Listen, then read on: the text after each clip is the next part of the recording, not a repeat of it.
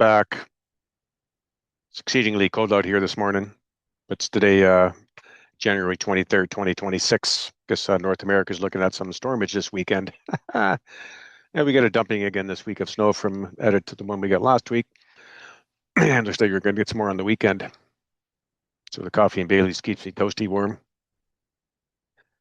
Anyhow, I did a video. The video before this was on the affidavit of negative averment, and already I've got comments, people from that wanting to use that affidavit, and not one of them understands what an affidavit is. And I said in that video, if you don't know what an affidavit is, to do some research on that so you understand what an affidavit is. An affidavit is a statement of fact. You can't testify what hasn't happened yet. That's what they wanted to use it for. But they can, come on. So yeah, do your studies on what an affidavit is. Same as getting on, similar to getting on the witness stand and testifying. You don't testify about something that hasn't happened. You testify about something that you have knowledge of that did happen, for example. Affidavit basically is the same thing, except again, we're talking an affidavit of negative averment. A few years ago, a friend of mine, put this perspective, we're talking registration versus no registration here. A few years ago, a friend of mine, Larry, had a property for sale in Northern Ontario. Well, he sold the property in Northern Ontario. I think it was Thunder Bay or Wawa. I don't remember where exactly, but haven't seen him for about over 20 years now. But so I had this just a lot for sale, and he sold it, and went to his lawyer there for the closing to get the check. And he mentioned to the lawyer that the bank had provided financing. There was a mortgage on the property.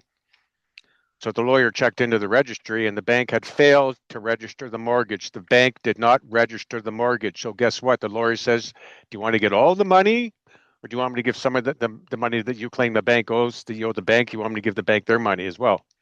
Lawyer says, I'll take all the money.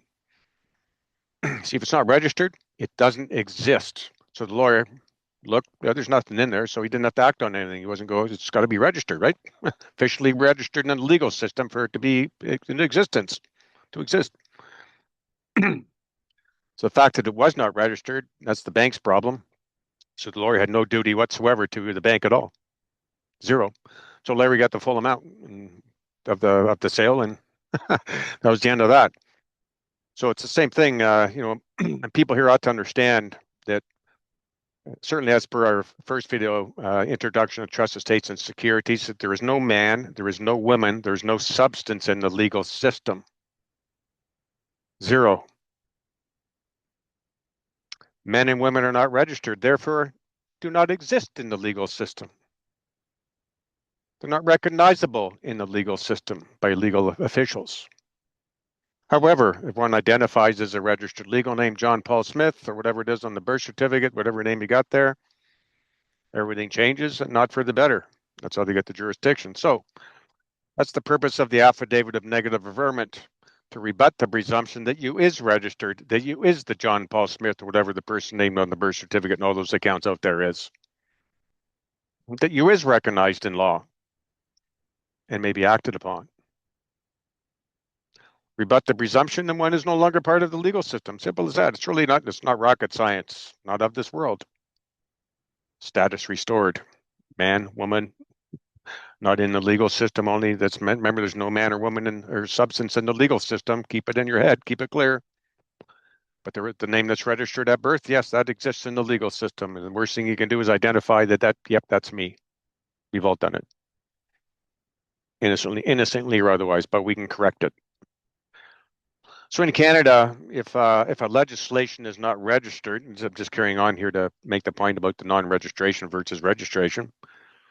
If a legislation is not registered pursuant to the Statutory Instruments Act, it does not exist. For example, if there's no law registered on the books that prohibits fishing on Saturday, then no such law exists. You can fish on Saturday.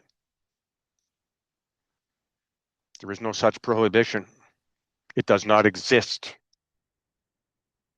It exists when it is registered and when the clerk publishes it in the Gazette.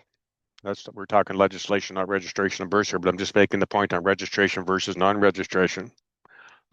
And here it is in real terms from the Statutory Instruments Act, Section 16, Judicial Notice, Section 16.1.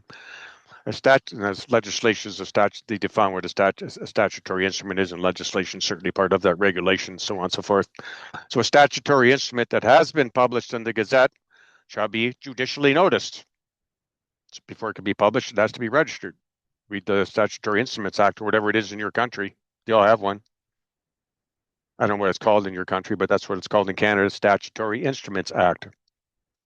So shall be judicially noticed. That means it exists now. And there's a TV show years ago. I think it might have been Law and Order. Don't quote me on that. But in that TV show, a woman was, claiming that a guy was stalking her. She kept going to the police and saying, "He's stalking me. He's stalking me." Cops kept saying, "He's not stalking you. He's not stalking you." Woman kept saying, "He's stalking me. He's stalking me." Cop kept saying, "He's not stalking you. He's not stalking." And then finally, the cop says, "Look, ma'am, there's no law in the books to prohibit that defines what stalking is. Therefore, he's not stalking you. There's nothing. It didn't exist." So it's the difference between registration and non-registration. And my point is, if it is not registered, it does not exist in the legal system. They cannot see or recognize or act on that what does not exist in the legal system. In Yoda and Star Wars? Yeah. They were looking, I remember in that movie, and some other people brought it to my attention, actually, they were looking at this, the map of the universe and different planets and stuff like this. And one guy kept pointing about this planet here. And Yoda says, "But that doesn't exist." Even though it's right on the map there, he says it doesn't exist. And the reason it didn't exist from Yoda's perspective, it wasn't registered in their system. Even though it's there. So you're here, but you're not registered. So it's the same thing, right? The planet's there and on the map, and the Star Trek map, whatever the universe. But from Yoda's perspective, because it wasn't registered in their system, it didn't exist. You're not registered in their legal system either. You don't exist. You're here, but you're not here. Just like the planet's here, but it's not here. I guess maybe it depends what side of the fence you're on or how you're looking at things. But anyhow, yeah, my point is if it's not registered, it does not exist in the legal system. They cannot see or recognize or act on that what does not exist in the legal system. The government does not register people when it registers births. Does not register people, men, women, children. You're not registered. But again, if you take on that name, John Paul Smith, that is registered and say that's me, well then bang. And all it is here, and this is my firm belief, but this is my knowingness. It's called free will. You have the free will to go this way or go that way. You want to be John Paul Smith that's registered. You want to be the ownership and take on all the liabilities and burdens that goes on with that. You have the free will choice to do that. Government's just following your lead. And yes, there's been some non-disclosure issues, but that's what the affidavit in part of negative averment is to address now, right? As our rescission stuff and the notice of rescission. The birth certificates in New Zealand say right on the face, warning, this certificate is not evidence of the identity of the person presenting it. Now imagine you had that on your birth certificate. Be a game changer now, wouldn't it?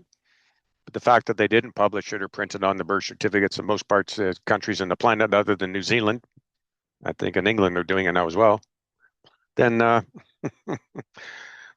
that's a little bit of non-disclosure certainly of a material fact. It can be rebutted. Anyhow, ultimately, the outcome of the affidavit of negative averment is to establish they are not doing business with you.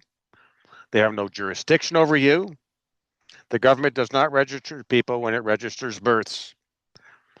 But the government does have jurisdiction over the entitlement holder. That's the person named on the birth certificate, John Paul Smith. Now, remember, this whole idea of all of this knowledge is not to, it's to wise as a serpent, harmless as a dove. Be free, provided the same not be made as an excuse for acts of licentiousness or a justification of practices inconsistent with the peace and safety of others. See, some people get the idea that, well, they can't touch me, I can do whatever I want. No. There will be repercussions for that. This is not about, see, with freedom comes increased responsibility. And being an idiot is not that. So anyhow, I hope this kind of helps clarify a little bit on the concept of what, between registration and non-registration. Again, people are not registered. You don't exist in the legal system, but the name on the birth certificate, that is registered. I got all kinds of stuff here about all of that. Even the Forms from the Vital Statistics talks about registered name. And do your own due diligence on these things. Don't take my word for any of it. Anyhow, I believe that's it. That's all I wanted to talk about here today. God bless. Love ya. Ciao. Light of God never fails. Not possible. And until next time, stay warm.